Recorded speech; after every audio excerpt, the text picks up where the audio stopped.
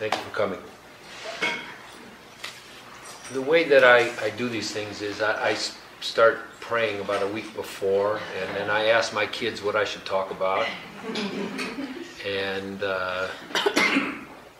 just start sort of swirling around in what's going on in the world. I'm very interested in that. It's not, for me, spirituality is not a question of separating ourselves. As somebody said to me the other day, one of my teachers said, this is not the time when salvation is to be had sitting by yourself on top of a mountain.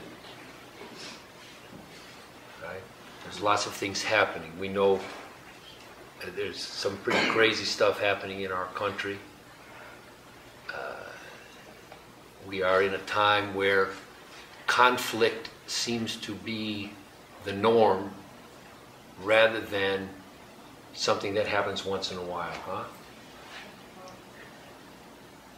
Not only in this country, but around the world. And I feel I pay attention to it. I'm not a person that retreats onto my mountaintop. I've always been engaged with humanity. I feel like part of humanity and connected to the progress of humanity. And here's where I started thinking about this talk. I started thinking about my cell phone, right? My son, the tech wizard, came home and made me put the new program on my iPhone, and I had to learn how to use it and all that. And you know, there are some of you here for whom it's very easy, and I'm one of these people. I'm like, I hate the, what do you call it, the spell check, the word thing, you know, because I'm always sending, what do you call it? The autocorrect, because I send things which are very embarrassing because I'm trying to say, you know, how are you, and it says something. So I remember when I was a kid that communication was in a black phone that had a cord about this long, and if somebody wanted to talk to you, they called you, and if you weren't there, they called you back. And then, if they weren't, and then they wrote you a letter, and it took a week, and they read all this. So I'm old enough to remember that. To remember when I remember the first answering machine that would go click, clack, whack, whack, and you'd have to rewind it and go me, me, me, me, me, me, me, me, me, and then it would, right? And then it would erase it, and you didn't know who called. So I've watched this progress till we get to the point where now, about 6 months ago, I was reading a book, a science fiction book, and in this book it was like 50 years ahead, and predicting, you know, how things were going to be. And everybody wore these glasses that were completely tuned into the net all the time, and people were just like watching. And then people have Google glasses now. Like 6 months after that, they came out with this stuff. So imagine that we could all very soon be walking around literally not seeing each other except through information, just reading it right on our faces. And there are people for whom this is very exciting. Very exciting. Like awesome. You know. So what it made me start thinking about was how one thing builds on another. And how in fact there is one idea builds on another, and one concept builds on another. And if we pay attention, we are not just progressing technologically, but we really are progressing as a species. It doesn't seem so when we see so much conflict, right? There's been conflict from, right? They dig up the bones of people who killed each other 10,000, 20,000, 30,000 years ago. But in my view, we are progressing. And it is connected to how much information and how much communication is going on. Right? Because we can now share concepts, and we can see what's going on around the world in a way that we never could. And that has a very positive side. It's not a positive thing to me, actually, to sit in a restaurant and everybody's doing like this, and yeah, sure, yeah, okay. That's not actually positive. To me, that's not positive, a part of it. But the part to be able to look and say, you know, there's people in every country, in every place, in every religion, in every political party, in every village, who are getting the same message, right? Are getting the same message, which is, from my point of view, in the language I use, it's time to come to the heart. It's that we are being called. We are being called. And I use that, I don't use that in this setting in a religious sense. I use it in the sense of what we are being pulled to, drawn to, provoked to from inside ourselves. And external reality is reflecting that to us and helping us, if we pay attention, to do that thing that inside us is occurring naturally. That to me is a call. So the title of this was, because it came to me, Knock Knock, Your Heart's Calling, Is Anybody Home? The trick with a call is you got to answer the phone, right? So today you can answer it anywhere. When I was a kid, you had to like run in from outside and hope that they didn't hang up. Right?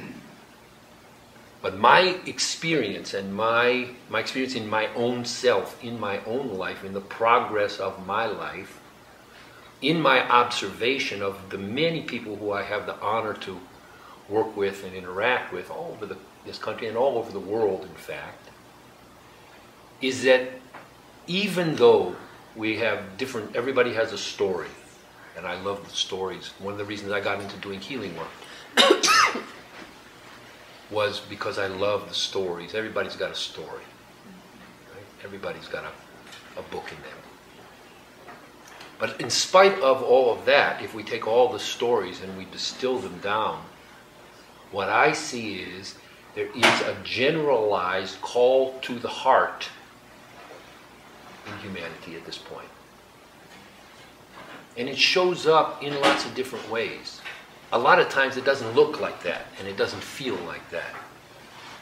Sometimes what it looks like is your life is falling apart. Sometimes what it looks like is you start experiencing difficulty in your relationships. A relationship that's very intimate or just in general. Sometimes it looks like an illness. Sometimes it looks like weird dreams. Sometimes it looks like just stuff starts happening that might drive you to a doctor because you start feeling like, whoa, all of a sudden I'm seeing differently. I'm feeling differently. Right? Sometimes if we pay attention, it comes in a message. You're talking to someone and all of a sudden someone looks at you and says something. You're like, what the heck was that? Sometimes it comes in an interaction with someone who you even might think of as your enemy. But it provokes something in us. It takes us beyond our usual way of interpreting the world, our usual way of working, our usual way of experiencing even our own selves. And for a moment, if we get the message, for a long time, if we don't, it shakes us up. We can interpret it as a punishment. We can interpret it as a bad thing. Or we can listen to, okay, what am I being called to? What if I, as we would say, cop to reality? And just say, okay, here it is. Let's go. What does let's go mean? In my world, the word transformation is a very important word. It's a very important word in my world. Right? Transformation doesn't mean transcendence. Transcendence is to rise above something and then leave the thing to however it's going to happen. Transformation is to enter into relationship with whatever it is and hold a space for whatever that thing naturally needs to have happen. So I'm doing this outside myself, but I'm talking here primarily about inside myself. So, in the challenge of illness, the challenge of something that is not working well as it could or should in your body, right? We have many options. In this culture, we have many options. We have allopathic medicine, we have herbal medicine, we have, right? And Bend is one of these places. Ashland is also. You could spend every penny and every day going to somebody else who might have an answer for you. All of that is good. What I know is healing, people who heal are people who follow their intuition. People who heal are the people who follow their intuition. Where does intuition live? Intuition lives in the heart. Intuition is the voice of the heart. What is intuition? Right? Everybody has it. I'm sure you know something about it. For some of you, intuition is what got you in this room tonight. Right? Like, well, I don't know what I'm doing. It's Thursday night. I could be, right? I don't know, is Scandal on tonight, you know?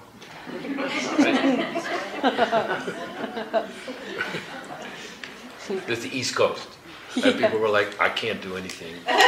9 o'clock Thursday night, Scandal's on, right? But some of you were like, I don't know, I'm just going to go there. Right? And you've had this experience many times. I know you have. You have. You don't quite know, you couldn't quite explain it intellectually, it doesn't even make sense, but you know you're going to do it anyway. And if it's real intuition, it always works out different than you expected, more interesting than you expected, and in the end, way better than you expected. Because intuition is the accurate voice of the heart. So in the case of illness that we're talking about, what are you going to do when you're faced with that challenge? Something is not working as you want it to. Already, by following your intuition, by sitting down quietly and going inside yourself and saying to your heart, right? The heart is an entity, the heart is a being, the heart is a mechanism that lives within you. It's not independent of you because it's in you, but it is not from your mind. It has wisdom, knowledge, perspective, vision that we can join with if we learn how to go and become the friend of our heart. But it has that wisdom and knowledge and vision anyway. So if you sit quietly and go inside yourself and learn how to do that, because it's an art. Right? And get to a place in yourself where it doesn't matter what the answer is. That's the key, to listen to your intuition. It has to not matter to you what the answer is. Whatever it is fine. That can take a long time. The first time I did it, it took me an hour. I was faced with a super intense decision in my life. People were pressuring me, wanting me to do this one wanted me to do that, threatening me, blah, blah, blah, blah. And I said, okay. I sat down, it took me an hour. And I got to a point of absolute neutrality, like it was fine either way. And I did, and then my heart was totally clear. Here's what you have to do. And it was the thing that got the most people mad at me. Got the most people mad at me, threatening me, well, you're this, you're that.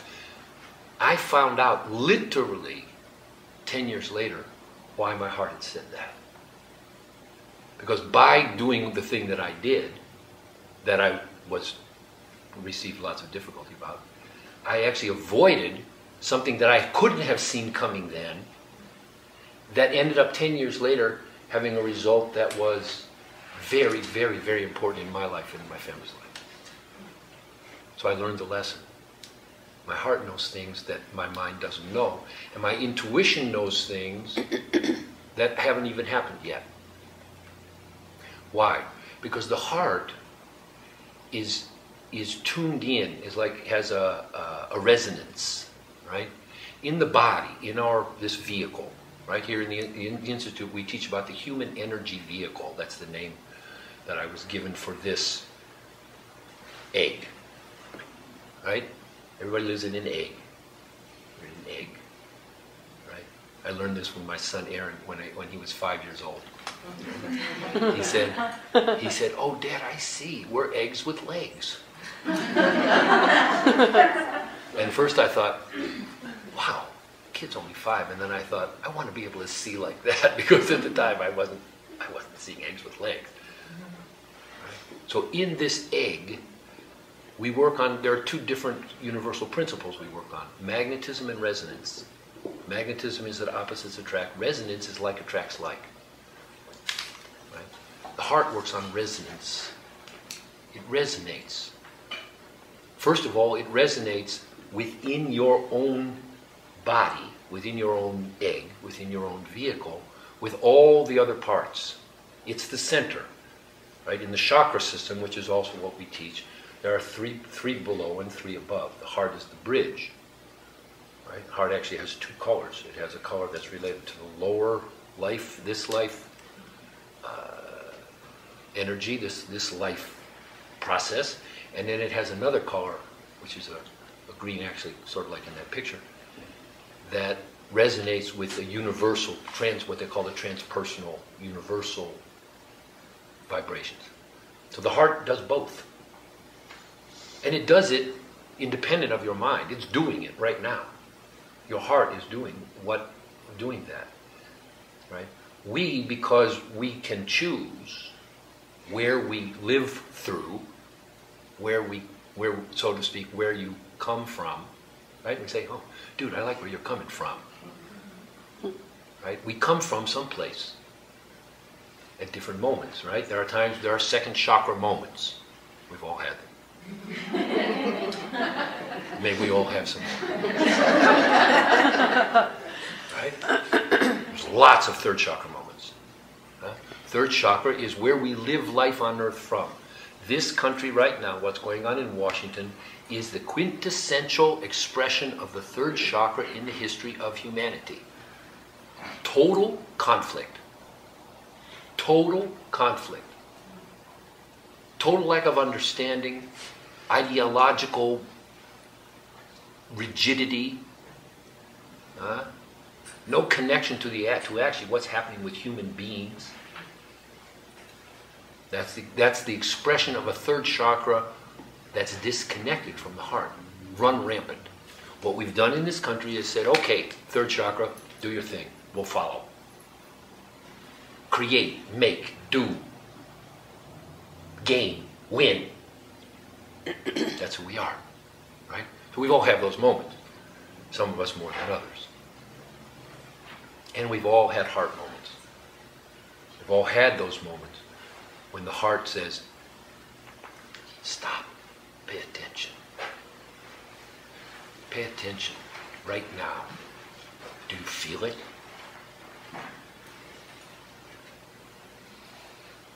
Do you feel? Feel. So the heart works through resonance and feeling. And the heart has a voice. The voice is intuition. Our job, what I see, my job, it has became, is still, is to learn to consciously step into this space that my heart is already inhabiting and join in the party. Right? For some of us, it's easier than others. Who's it easiest for? Right? Little kids, tiny little kids, and in some cases the tinier the better, because at some point we start to educate them. We start to civilize them. We start to expect certain behavior. But when we watch them, what are they doing? They're just following their little intuition. Here, there, crying, laughing, getting mad, doing whatever a human would do if a human were to be free. Well, we're grown-ups. We have responsibilities. We do have a functioning third chakra, and that's a good thing to have. I spent lots of time in Brazil. I started going to Brazil in 1987. I've gone at least once, usually 2 or 3 times a year since then, so I know the country very well. And one of the things that is the most different between a country like Brazil and the United States is the state of the third chakra. In this country, our second chakra is pretty funky. We got a pretty funky second chakra. Because why? Because we take the energy from that spontaneity, life force, sexuality, joy, and we turn it into work. We turn it into work. And we work like hell. We work. And we gain and we achieve, and that's all good. But we get stuck. A lot of illness that I see, not only the illness within the body, but the illness societally, particularly in this country, I referred to it just now, is because we have given the third chakra a free rein, and we're running behind the horse, being taken wherever that wants to go. The problem is, the third chakra doesn't actually have that same resonance. It doesn't resonate with spiritual vibrations. It doesn't resonate with the whole rest of the body. It does its own thing. That's what it's supposed to do. But the opportunity that we're being given now, some of us through illness, some of us through life crisis, some of us through how do I want to say it? Through restlessness and like, I just know there's something more. I just know it. There's just something more. Right? Through dreams, through intuition. We're being given the opportunity to take all that strength, that third chakra strength, and bring it under. Right? One of the things we teach in the Essential Ideas is watch people's hands when they talk. Mm-hmm. Bring it under the arms of the heart. And all that strength, all that ability to create, all that ability to do, all that ability to achieve can be put to the uses that the heart, in its resonance, in its tuned into the spiritual level, tuned into beyond this time, this space, can then guide, use all that fuel, all that strength. Right? In this country, we are like a car with a driver that fell asleep. And the car's just going. And it starts smashing into things. Right? And then another car drives another way and it boom! And we spend time then trying to sort out all that accident. What if we stop? What if we just stop for a minute? And start making this transition. Right? Now some of you have been here before and some of you have taken workshops, so you've heard me say this before. But I think this is a pretty cool thing, so I'm going to say it again. Apologize. The distance. So I'm going to ask everybody to do this now. Super simple thing. You don't have to be embarrassed. Don't worry about it. Put one middle finger right here, just below your sternal notch here, right? Like this, the V here. Like put it about right here in the middle of your third chakra, right? You know, your solar plexus, right? Now take the other hand, your finger, and put it right in the center of your chest. Your heart. Right about right here. A little lower, right there. Okay? If you poke, most of you, it'll be sore. It should be sore. It's actually an acupuncture point. Okay? Now, drop your hand a little bit. No, your bottom. A little more, right there. Okay, you can feel it, like where you push in and, you know, like when someone say, we have a stomach ache, you're like right there. And you have this, okay? Now look down, how far is that? Somewhere between like 3 and 6 inches, right? Okay. I call that the longest 4 inches in the universe. Because it's interesting the way we were made. Right? I mean, everybody knows we were made this way, right? It didn't like, just like, you know, you crawled 7 billion years ago, you crawled out of the slime and by randomly you just ended up sitting here tonight. No, we were made. what's interesting is that we were made with an internal challenge. Many, right? Many. Being in a body is a challenge. But this challenge, because the third chakra, where we have lived our lives, is so different in its construction and its purpose and its vibration to this heart, which is right above it. It's an interesting juxtaposition that we live in. Because, I'll repeat it again, my sense is we are being called to go like this, from here to here.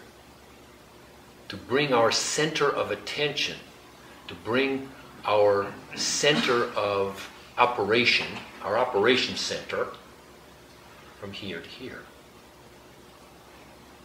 Without losing the strength of this, but, as they say, there's a new boss in town.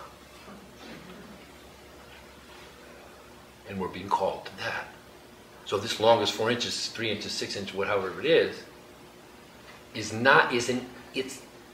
like climbing a ladder that's missing a rung. You know? And you gotta be like, I gotta boost myself to get over that, to get up.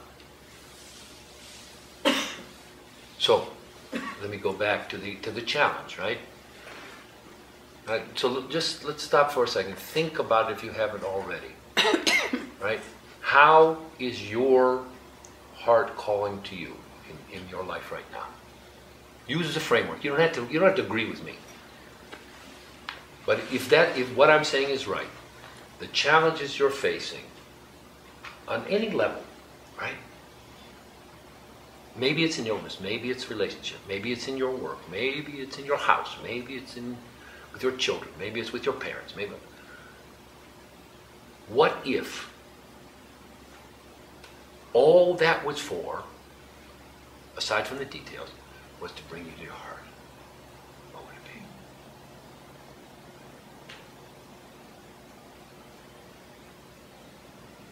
I'm looking around, I see at least some people are going like, yeah, okay, I see, I get it.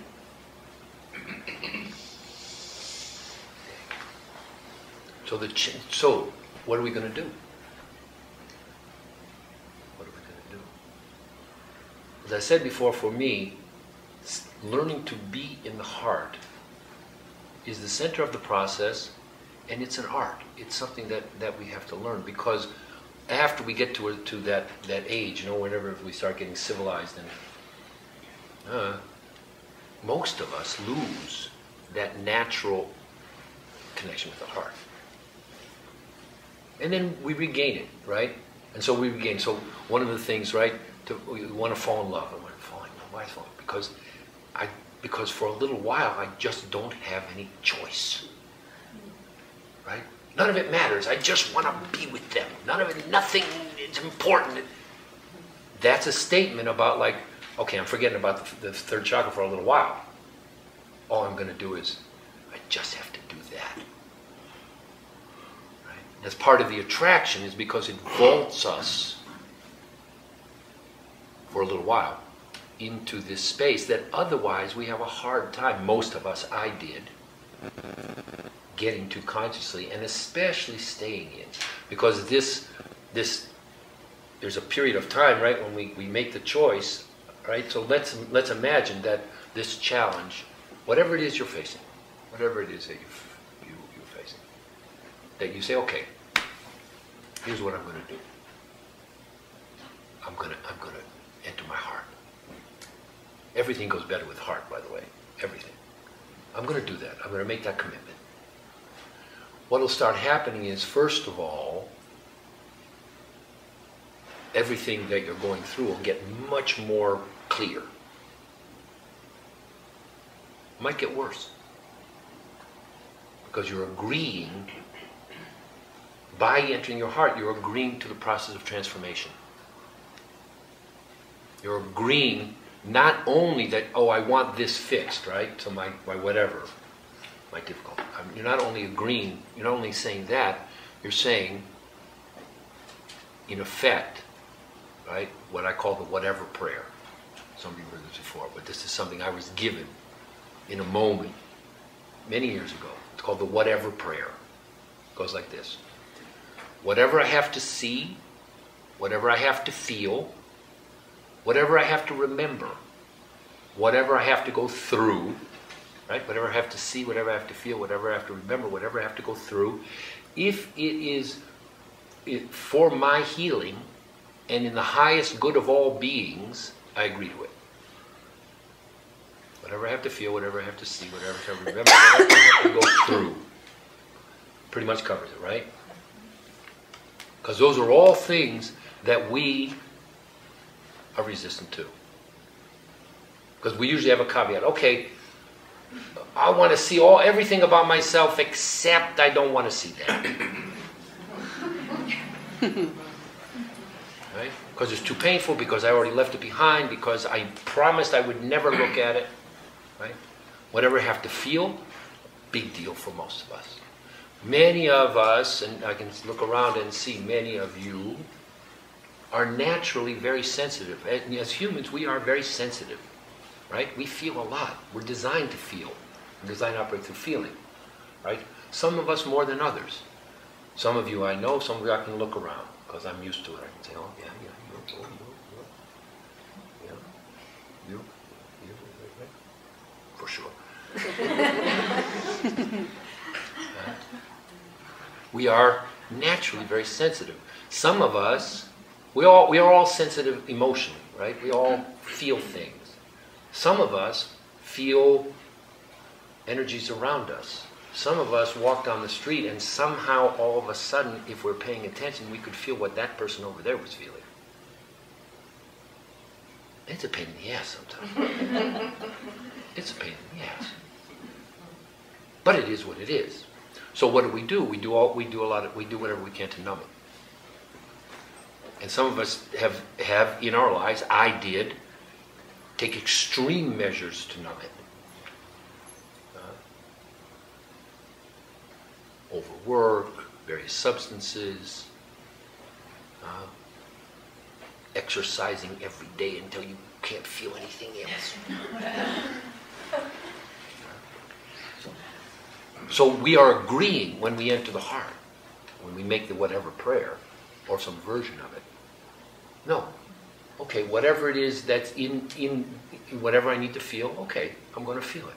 I'm going to feel my emotions. I'm going to start acknowledging my sensitivity.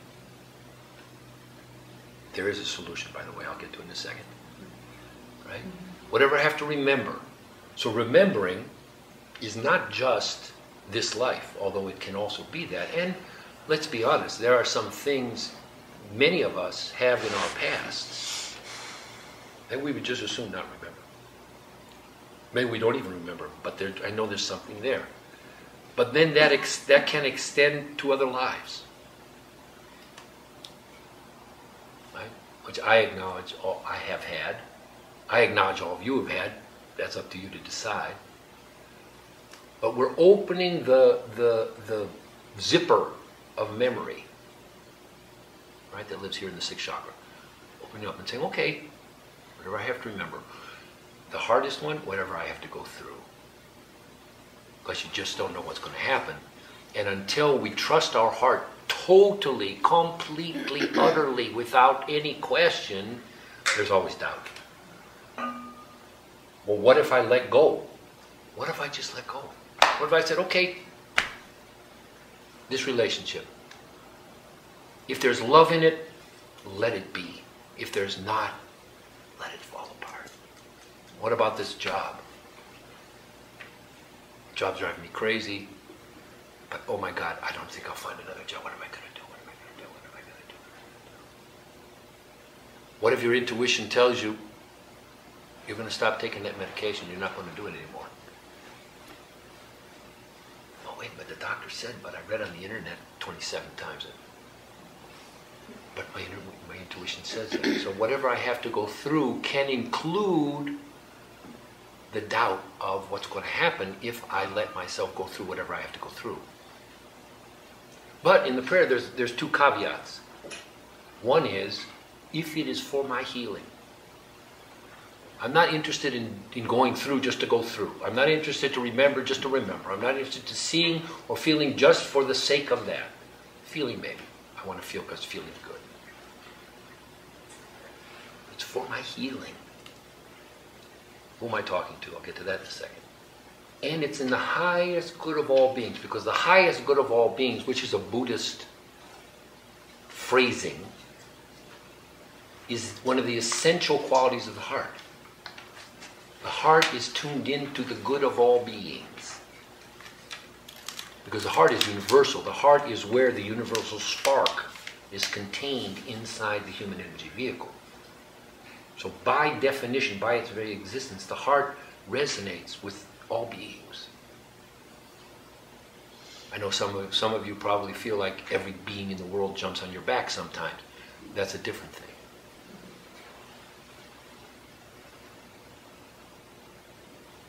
So whatever I have to see, whatever I have to feel, whatever I have to remember, whatever I have to go through, if it is for my healing and in the highest good of all beings, I agree to it. To the extent when you get to your crisis, to the extent you can say that, right? Whatever percentage you can say that, you're going to, so if you say it's 60%, you're going to get 70% healed, because there's grace. The first person I ever received was treating a person, right, who had a thyroid condition, a very bad thyroid condition, and she was lying on my table, and I was doing what I could. In those days I did acupuncture, and I was learning how to use my hands. And all of a sudden, I'm there looking at her throat, where her thyroid was, and seeing that it was that it looked like the chakra, that's cone, looked like something that like someone had taken, what do you call it, saran wrap, and gone and twisted it up. And I'm like, wow, I bet that's why her thyroid's messed up. Yeah, right? You think? I was like, in those days, I was like, huh? So I'm there, and I'm like, wow, what the heck am I going to do? I don't know how to unwrap a saran wrap fifth chakra. The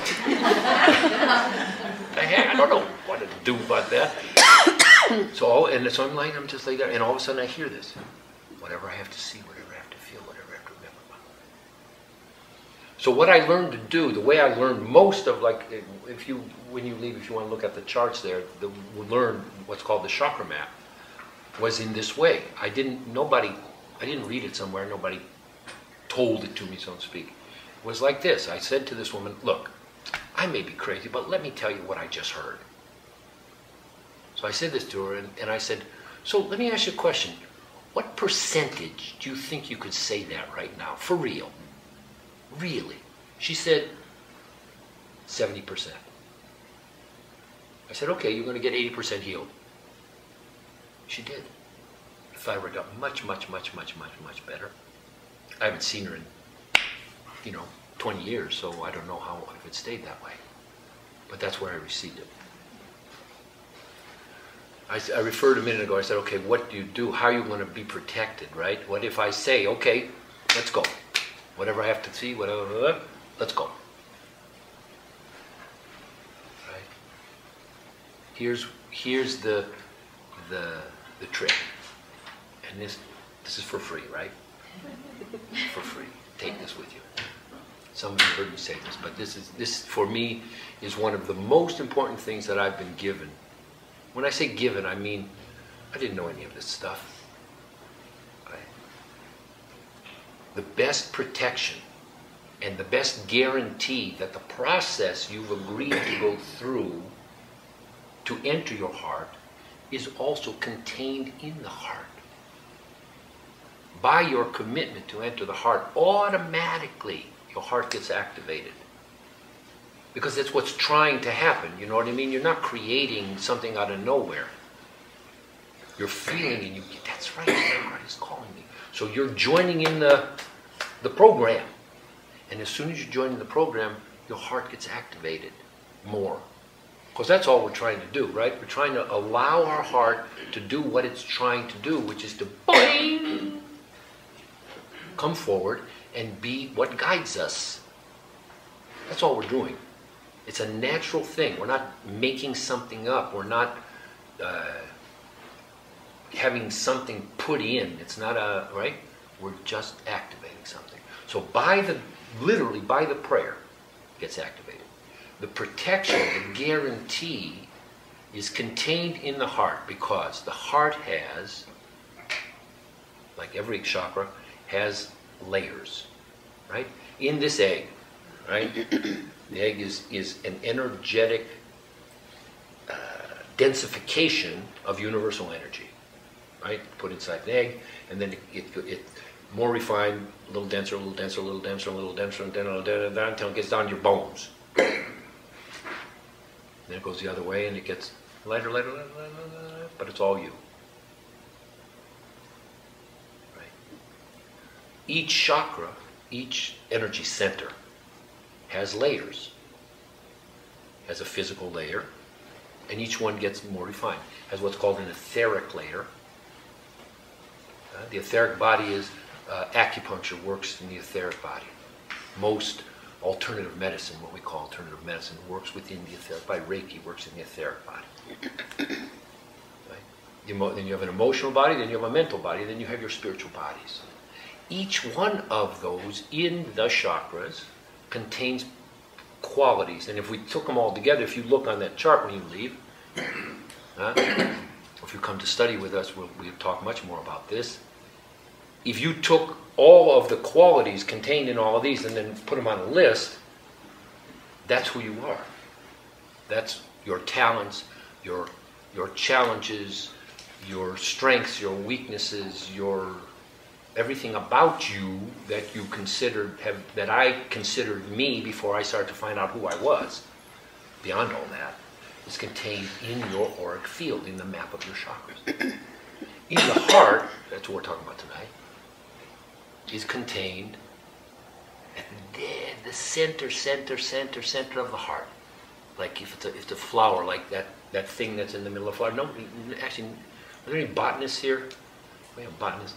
I keep asking, what is that? The name of that right in the center of the flower, right? You know what I mean? Like a daisy, like that place where they all come out. Whatever that is. What is it? The pistil and stamen? Yeah, that's what I keep thinking, but then I look it up and I don't know, whatever, but you know what I'm talking about. Like that. The rose, like the rose where everything like comes out of, but then you go right in there in the middle and say, what's in there? Right? It's humility. Humility. A very, very, very strange concept in this country. We are not a humble people. By any means. When I travel around the world, I realize, damn, I am not humble.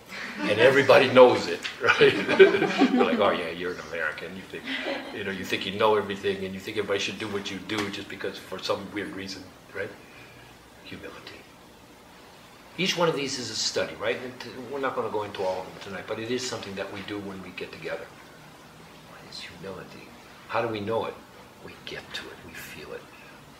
One of the most important steps in any healing process, right? If it's a healing of an illness, a healing of the life, if it's a healing of your path, whatever it is, one of the most important is when we get brought to the place of humility. And for most of us, we get brought there kicking and screaming.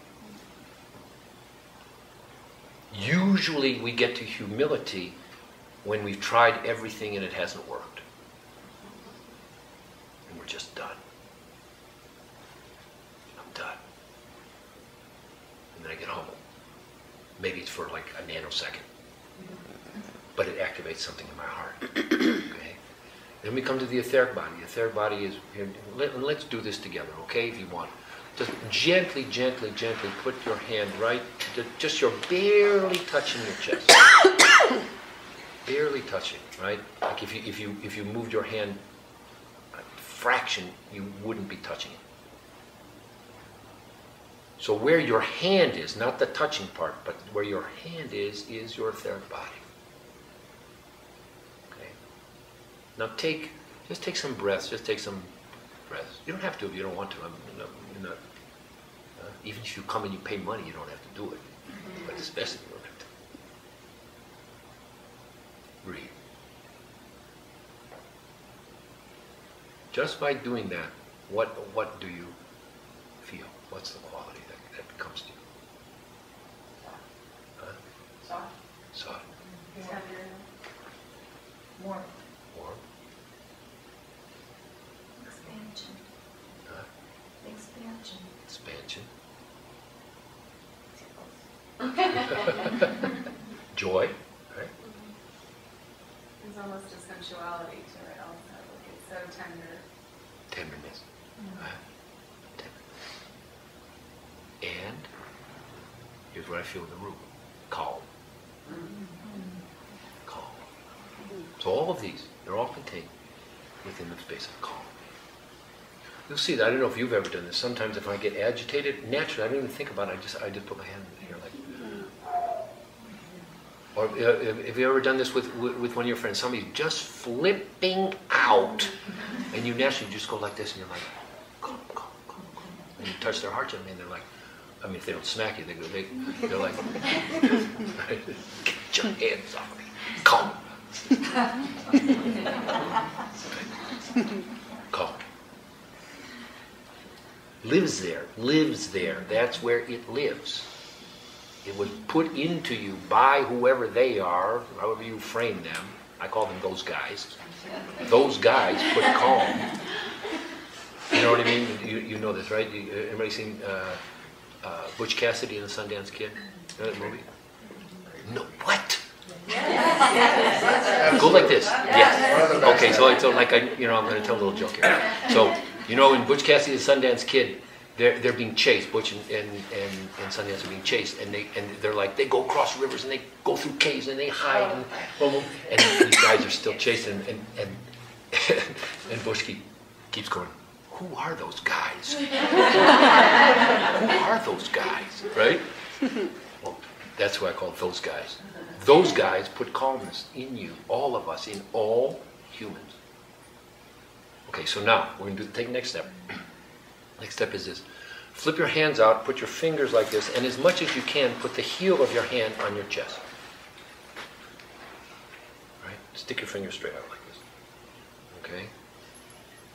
Now close your eyes for a moment and just tune into the space where your fingers are.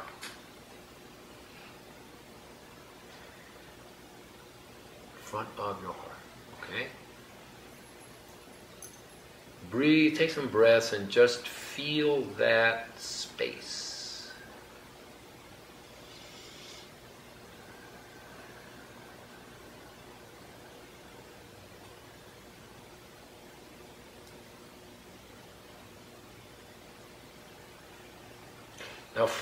Now let come into your mind the picture of somebody that you know who's going through some difficulty. It could be yourself, it could be someone in your family, it could be somebody else.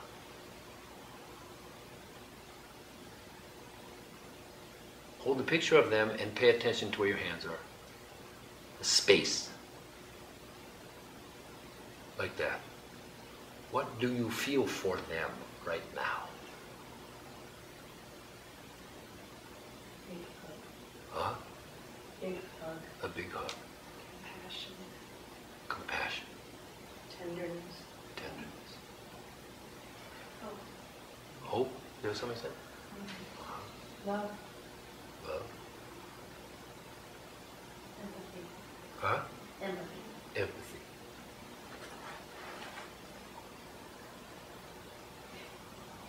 Connection. Connection. Now, put your own self right on your hands. You in a situation that you have had trouble in. And I'll give you, I gave you the list.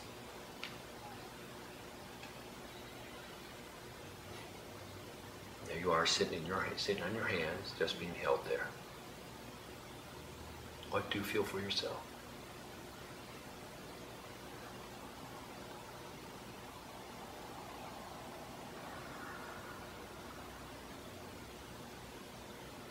Compassion.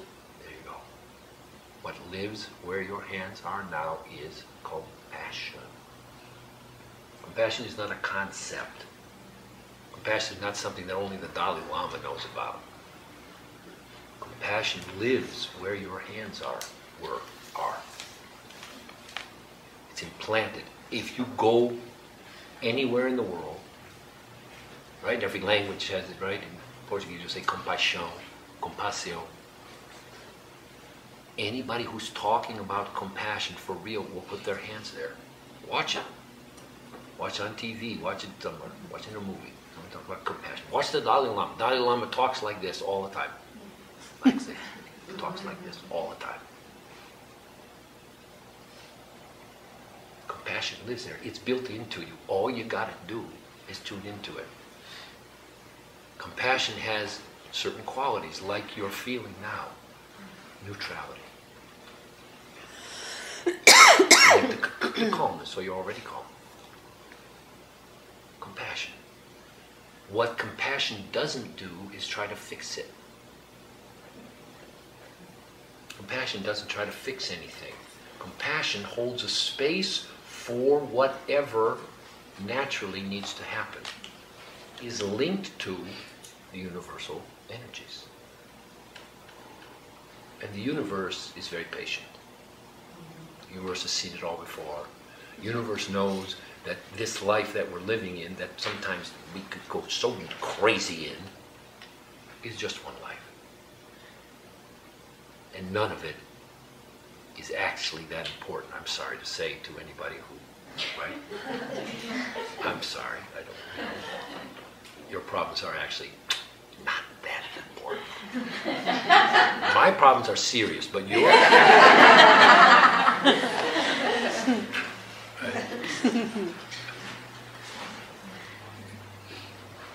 Compassion knows us. Okay, so let's do one more. So here's what you do. Do this thing with your fingers again, right? Now, put the heel of your hand where your fingers are now. In other words, you're going twice as much out, right? So I went like this, I'm going to go just like this. Like that, okay? Now, here's what I want you to do. Close your eyes and feel around. You're looking to find, it's not solid. What you're looking for is not solid, but it's an energetic ball with an energetic configuration. It just move your hands around and you just, maybe you're going to feel it literally with your palms. Maybe your hands just go like, I don't know, that's where it is. And just stay there. Breathe.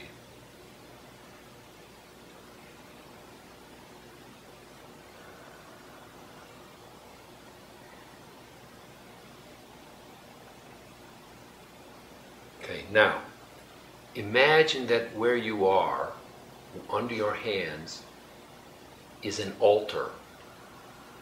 An altar. Everybody knows what an altar is, right? An altar. Whatever it looks like, whatever it feels like. Now, think of a problem, a dilemma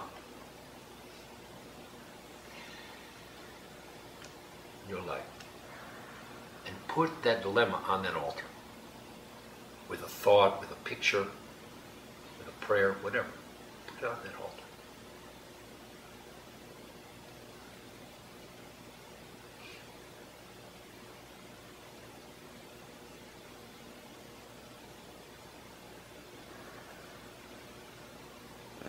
And we're going to add one more thing here.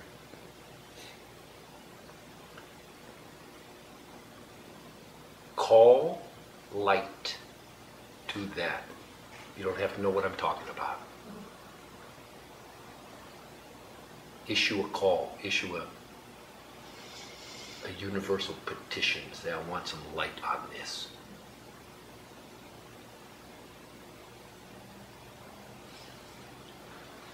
And inside yourself, say your name. Say. So I'm going to say, I, Jonathan Goldman, right here, sitting in Bend, Oregon, right now in this chair, I'm asking for light to come and shine on this. Like that. That's how you do it.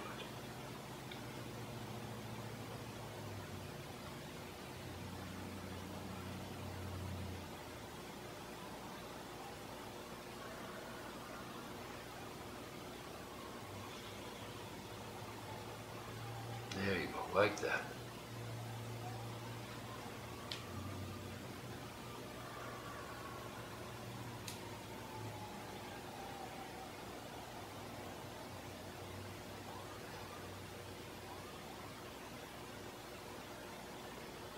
Okay, good. Now I'm going to ask you to do something. Come back to your own awareness here. And all I'm going to ask you to do is just turn to the person next to you and just tell them, like in 2 minutes, tell them what you just did. To have them witness. If you want. If you don't want to, just be the witness.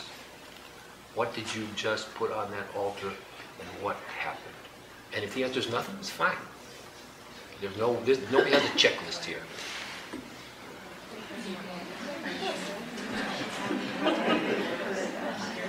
Okay.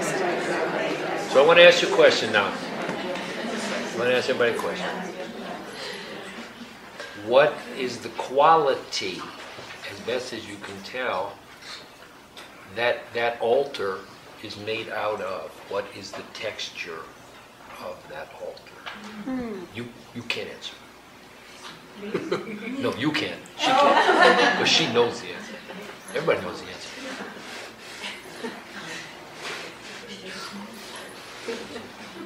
Underneath your hands, you're talking about. Yeah, where you put your hands there, and you put that on the altar, and you show, and light came, right? Mm-hmm. I saw it. It was like ding, ding, ding, ding, ding, ding, ding, ding, ding, ding, ding, ding. Light came to everybody. What is the altar made of? What's the name written on the side of the altar? It felt like my spirit. Huh? It felt like my spirit. Like your spirit, yeah. You know, right? You know, Truth. truth is part of it, for But sure. it was also neutral. It wasn't like an attached truth. Like your inner knowing, like your essence of self. Uh-huh. So what you're doing here, right? I just showed what she was doing this. She's talking, it was your intuition that told you. You're connecting through your intuition. Forgiveness is there. Huh? Gratitude. Gratitude is there. Clarity. Clarity. All these are qualities that are contained in the heart. Of peace. Huh? Of peace. Peace. Why do you bring peace? What's she say? Peace. Peace. Why did it bring peace? It brought peace because what lives there, among all these other qualities, is faith. Faith. What is the quality of faith? Faith is like, it's going to be okay. Yeah. I don't know how. Sometimes doesn't even make sense that it's going to be okay. How could that thing be okay? But faith tells you, somehow it's going to be okay. Somebody knows what's going on. It sure ain't me. But whoever it is, they want what's good for me. That's what faith tells you. I don't know how it's going to work out, but I know it is. Right? So then all the hope comes. Peace comes because it's taken care of. Somehow it's taken care of. Doesn't mean there's nothing to do. It can mean there's a whole lot to do. But somehow, let's go. Faith actually is, the vibration of faith is what pulls the universe along. I have this little faith in me, right? Actually, my faith is pretty big. I can say that. But for a human, right? No, I have lots of faith. I have lots of faith. It's gotten me through lots and lots and lots of things in my life that I could have given up. But even then, right, faith is the engine, the vibration that actually pulls the universe along. So when we link with faith, and we call light, and this is a technique to use. You say your name, and if you're calling it for someone else, say their name. Because light is universal, and light just shines on everything. There's a source of light. You know, anybody who's studied esoteric ways of thinking, it's called the central sun. The sun behind the sun, behind the sun, behind the sun. From where light emanates, there is a center, an esoteric center in the universe, an energetic center. From that, but it shines on everything. If you want it to shine on you, you gotta call it. And you can. You can. You just gotta do it. And there's no trick. And even though we're Americans, there's no price. The price is, once you know it, it's really hard not to follow it. That's the price. Once light shines on your life, shines on what you need to do in order to transform something, to meet your prayer, not you need to do because I'm telling you or somebody's telling you. It's not this. What you need to do from that inner urging to live through your heart. There are things you need to do, right? There are things you can't do anymore. Things you can't put in your body anymore. Things you can't do with your body anymore. Or you can. But once light shines on it, you're like, wow, I'm doing that again. I'm hurting myself, right? So of course you can. You have free will. But once you see it, so that's what I'm saying. The price is when light shines on something and illuminates it, it's illuminated. And it's hard to go back. It is hard. It's one of those, be careful what you pray for, because you might get it. Yeah. But once light shines on your faith,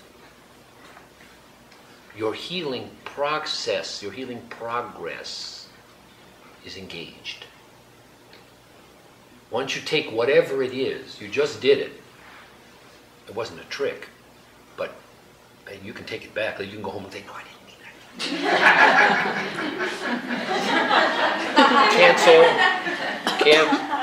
Cancel. You can. But if you don't, things start happening. And start presenting you with, through the law, what I talk about, the law of resonance. You start calling to you the experience and the person and the counsel and and even the difficulty that's meant to provoke you into living according to your prayer. So, prayer. Prayer in this context does not have anything to do with any particular religion, any particular church, any particular spiritual path. Prayer is inbuilt, like compassion and faith are inbuilt. What is prayer? Meditation is the yin. Every human can meditate. You can go inside yourself, enter the space of no thought and be. Prayer is the yang. Prayer is the communication through the heart with those guys. However you frame it. The numinous, the nothing, the God, the mother, they don't care what you call them. They do want you to call them. And they are available if you do. But what you call them, So once we do that, once we engage on that level, and it's very simple what I'm saying, right? That's the thing. The further I've gone on learning all this, the longer I've done spiritual work, spiritual healing work on earth, the more simple it gets. When I studied acupuncture, it was very complex theoretically and all this. And the longer I did it, the simpler it got. Let's just get moving what needs to get moving, and let's slow down what's going too fast. So let's see what happens. It's the same with this. It's very simple. What do you choose for real? What does your heart want? Do you choose to honor what your heart's calling you to? 10%, 20%, 30%? Tomorrow? Maybe? Because somebody said it also. One of the qualities of the heart is truth. Truth. When I touch my heart, I know the truth. I may choose to ignore it. I may choose not to follow it. But I know what it is. My truth, right? What is the truth of my heart, to my life, my body, my path. My path is also another word. It doesn't have anything to do with this. There are some people who are Buddhists, or people who are Christians, or some people here are Wiccans, or whatever but that's not your path. Your path is what you're following, that your heart is guiding you. to, on, along, from, towards. That's what it is. I affirm that everybody has a path to walk. The path of the heart. And going back to what my friend said, these days it's better to walk it with other people. It's not easy to walk it alone because the paradigm that we're in, the third chakra paradigm, is one of isolation and splintering, right? And people end up in their own little thing, doing their own little thing themselves or with, right? Right? That's not what the heart wants. The heart seeks hearts. The heart seeks unity. It doesn't mean you have to do what anybody else does, but it's better to do it together. What you just did, that we do many times when we do our workshops together, is you just witnessed each other. You witnessed, right? You got to say to you, here's what happened. You got to say to you, that's it to you. It's a very powerful thing that we do for each other, to witness another's truth. From the space of compassion. I'm not trying to fix you. I'm not even going to tell you, I don't want you to tell me what to do. I just want you to receive me. Just receive me. Be with me where I am. And trust that if you hold the space of compassion for me, I'll do my work. I will heal myself. And then if there's something for you to do, help me. But don't fix me.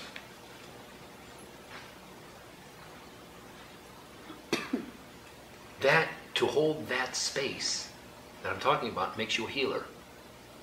Whatever you do. Whether you're a teacher, whether you're a lawyer, whether you're put your hands on people, whether you're a doctor, whether you're a whatever, a trainer or I don't know, everybody does different things here. There's lots of things to do on earth. If you do it from that space of holding the space of compassion, of faith, of calmness, whatever it is, you are, by my definition, a healer. Because you will bring to that situation or that person or that dilemma, right? Or that workplace or that family or that relationship, or wherever you are, you bring that vibration of the heart. And then, as they say, shit's going to happen. Stuff's going to happen. Without you saying it, you don't say, I'm coming here to bring the heart. No. You just be it. Try it. Why? Try it with somebody tomorrow. You're having a conversation, having a conversation. Do that. You don't have to think with your hands, but just center yourself in your heart and just be with them. Watch what happens. Mm-hmm. If somebody who's like, la, la, la, la, they start going like, whoa, wait. Breathe. Many times it's happened in my life. Don't say anything. I just be with someone. It's what I do when I lead workshops. We enter the space of the heart, and then we see what happens. When this person cries, this person laughs, this person tells the truth. People start saying, "Look, I got to say something. I never said this to anybody in my life, but blah blah blah blah blah blah blah." I say, "Oh my God, I was lying on the floor breathing, and we had this." Was breathing. And we had people come from we had people who are like, I don't know, this heart stuff, this light stuff, I don't know. Somebody paid for me to come, what the hell, I guess I'll, like this. We had one of these guys, he's lying on the floor, breathing in his heart. His father, who was dead for 20 years, we had a terrible relationship, showed up in his consciousness. He wasn't even thinking about him. Asked for forgiveness. Wasn't anything I did. I wasn't like, Dad.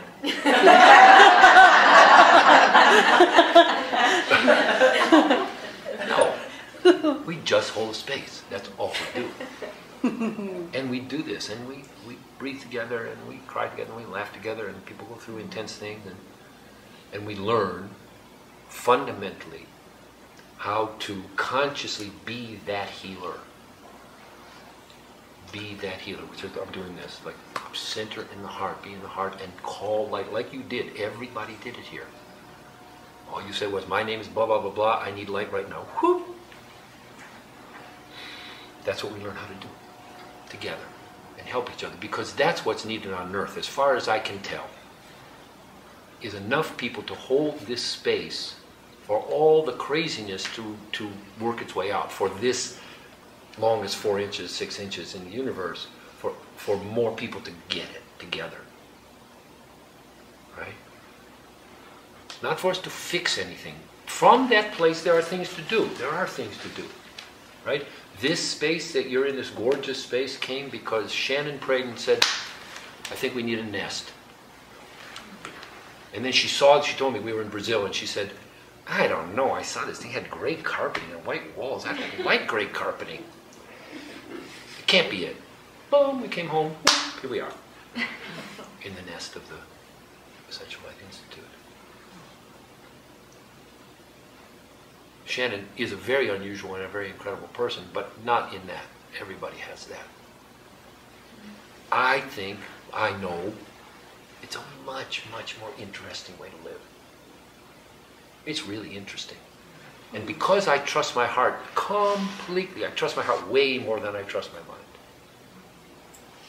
I know that, and I see the evidence, right? Because I'm grounded. I'm not like, oh, I'm living in my heart. Right?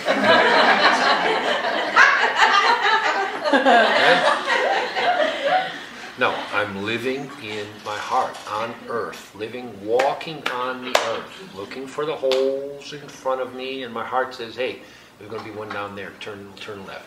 But I'm looking with my eyes. No, I'm not going to step in that hole again.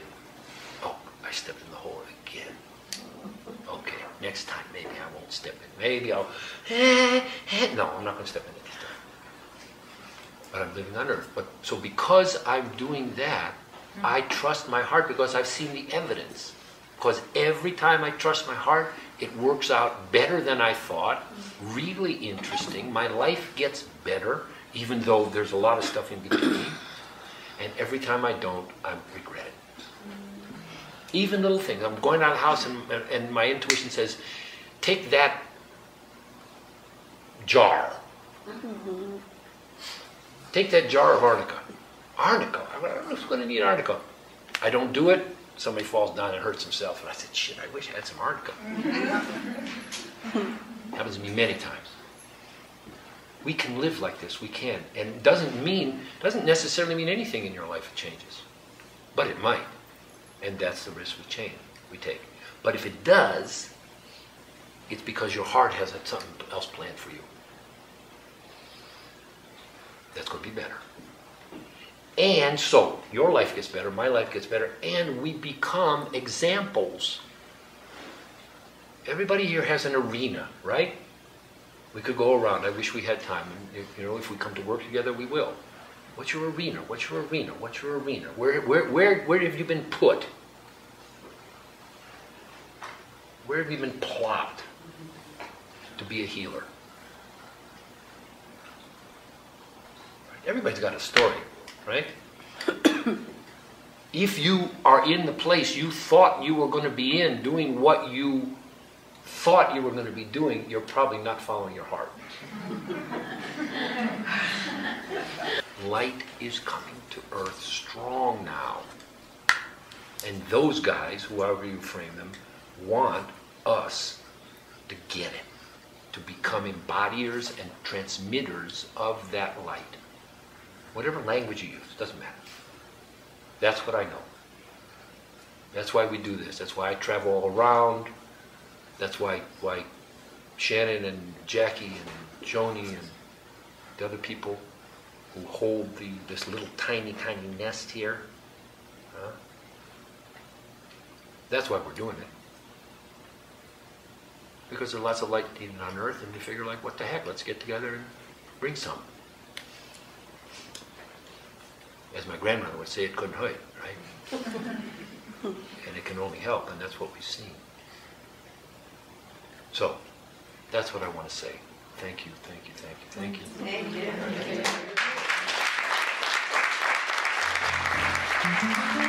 Thank you.